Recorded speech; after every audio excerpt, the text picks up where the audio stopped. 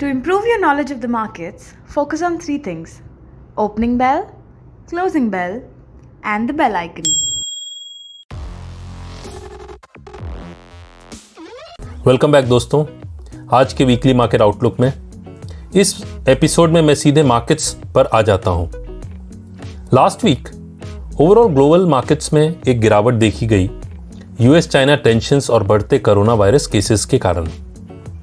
US ने China को उसके ह्यूस्टन कॉन्सुलेट को बंद करने को कहा, वहीं चाइना ने यूएस को शेंजू में उसके कॉन्सुलेट को बंद करने को कहा। यूएस डेटा फ्रंट पर मई महीने का न्यू होम सेल्स डेटा 13.8% बढ़कर आया, जो जुलाई 2007 के बाद से अब तक का सबसे बड़ा जंप है, जो एक पॉजिटिव सिग्नल है। दूसरी तरफ US weekly jobless claims data 28 मार्च के बाद पहली बार एस्टीमेट से बढ़कर आया, जो एक नेगेटिव सिग्नल है। अदर इंपॉर्टेंट न्यूज में यूरोपियन यूनियन ने लास्ट वीक 750 बिलियन यूरोज, करीब 65 lakh crore in Indian currency का स्टिमुलस पैकेज पर सहमति बनाई है, जिससे यूरोपियन कंट्रीज को एड मिल सकेगा। डाउ जोन्स में 0.76% की गिरावट, S&P 500 में 0.28% की मामूली गिरावट और नैस्डैक में 1.33% की गिरावट देखी गई पिछले हफ्ते। CBOE विक्स, जिसे फियर इंडेक्स कहते हैं, उसमें फ्लैट ट्रेडिंग देखी गई और वो करीब 25 के लेवल पर ट्रेड कर रहा है। यूरोपियन मार्केट्स की बात करूं तो ब्रिटेन के फुत्सी में 2.65%, फ्रांस के कैक 40 में 2.33% और जर्मनी के डैक्स में 0.63% की गिरावट देखी गई पिछले हफ्ते। इसके साथ यूरो स्टॉक्स 50, जो यूरोप के टॉप 50 कंपनी से बना है, उसमें भी 1.63% की गिरावट देखी गई। एशियन मार्केट्स की बात करूं तो जहां चाइना के शंघाई कॉम्पोजिट में 0.54% की गिरावट देखी गई, वहीं जापान के निक्के में 0.24% की तेजी देखी गई और इंडिया के निफ्टी और सेंसेक्स में करीब 3% की तेजी देखी गई, जिसमें रिलायंस का मेजर रोल था, जिसमें करीब 12.6% की तेजी देखी गई। कमोडिटी मार्केट्स में गोल्ड और सिल्वर दोनों में एक अच्छी तेजी देखी गई। गोल्ड में 4.83% डॉलर टर्म्स में और गोल्ड $1900 के करीब ट्रेड कर रहा है, अपने सितंबर 2011 के ऑल टाइम हाई $1921 के बहुत करीब। सिल्वर में पिछले हफ्ते हम लोगों ने 15.6% की तेजी देखी और वो करीब $22.85 पर ट्रॉय ऑन्स के करीब ट्रेड कर रहा है। गोल्ड और सिल्वर में फियर ऑफ इन्फ्लेशनरी ट्रेंड, क्योंकि ग्लोबल फाइनेंशियल सिस्टम में जिस तरह की ट्रिलियंस ऑफ डॉलर्स की लिक्विडिटी इंजेक्ट की जा रही है, तो फियर्स ऑफ इन्फ्लेशनरी ट्रेंड है, वो सपोर्ट कर रहा है गोल्ड और सिल्वर प्राइसेस को, और यूएस चाइना टेंशंस के कारण भी एक सपोर्ट गोल्ड और सिल्वर को मिल रहा है। Crude oil prices sideways trade कर रहा है। नाइमेक्स क्रूड करीब $41.3 पर बंद हुआ।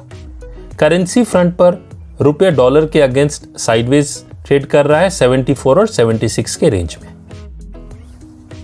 FIIs की बात करूं तो लास्ट वीक 7,991 करोड़ की बाइंग रही, वहीं DIIs की बात करूं तो 5,323 करोड़ की सेलिंग देखी गई।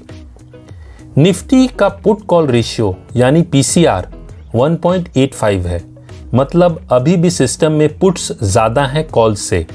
ज्यादा पुट राइटिंग एक कॉन्ट्रेरियन इंडिकेटर भी है, जो तेजी के तरफ इशारा करता है।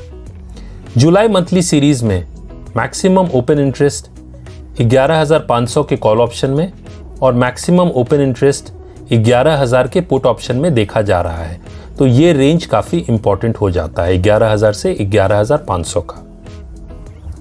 जो सेक्टर बेस्ट परफॉर्मर था उसमें निफ्टी एनर्जी में 6.3% की तेजी देखी गई, वहीं निफ्टी फार्मा इंडेक्स में 2.24% की गिरावट देखी गई, जो वर्स्ट परफॉर्मर था लास्ट वीक।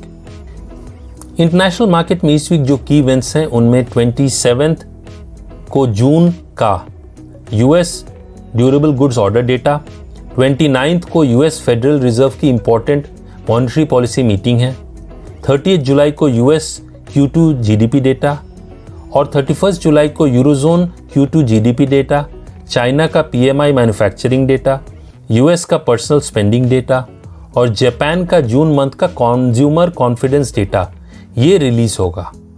इसके अलावा यूएस सेनेट रिपब्लिकन्स अपने fresh corona virus aid plan को पेश करेंगे। इस हफ्ते US China tensions, corona virus progress, की global economic events, US federal reserve meeting और यूएस मार्केट्स के कुछ मेजर कंपनीज के सेकेंड क्वार्टर अर्निंग्स रिलीज होगी, जिनमें Google, Apple, Amazon, Facebook main है। इन सब का असर हमें मार्केट्स पे दिखेगा। कुछ की इंडियन कंपनीज हैं जिनके क्वार्टरली अर्निंग्स रिपोर्ट भी आएंगे इस हफ्ते। उनमें 27 जुलाई को Aptech, Bharti Infratel, Escorts, Havells, India Cement, Kotak Mahindra, Marico, Tech Mahindra. इसके अलावा 28 जुलाई को Castrol, Hexaware, IDFC First, NIIT Tech, Nestle, RBL Bank. 29 को Bharti Airtel, CEAT, Colgate, doctor Reddy, Maruti Suzuki, TVS Motors. 30 जुलाई को Dabur, HDFC, Reliance, Torrent Pharma और 31 को आईओसी शामिल हैं। इंटरनेशनल मार्केट्स में Dow Jones range bound trade कर रहा है 27,500 और 25,500 के रेंज में। निफ्टी की बात करूं तो निफ्टी शॉर्ट टर्म और मीडियम टर्म दोनों में ओवरबॉट में ट्रेड कर रहा है, इसलिए कॉशियसली ट्रेड करना चाहिए। ट्रेंड की बात करूं तो टेक्निकली बुल कैंप्स अभी भी स्ट्रांग हैं बेयर कैंप से, लेकिन इस लेवल पर रिस्क रिवॉर्ड रेशियो उतना फेवरेबल नहीं दिख रहा है, इसलिए कॉशियस रहना चाहिए। निफ्टी का सपोर्ट 10,800 और उसके नीचे 10,550 पर है। वहीं रेजिस्टेंस 11,270 और उसके ऊपर 11,510 पर है। बैंक निफ्टी की बात करूं तो सपोर्ट 22,000 और उसके नीचे 21,020 पर है। वहीं रेजिस्टेंस 23,400 और उसके ऊपर 24,300 पर है। आज के लिए इतना ही दोस्तों, जल्द मिलते हैं। Take care and stay safe. और यदि आप और सीखना चाहते हैं तो ज़रूर सब्सक्राइब करें। Thank you.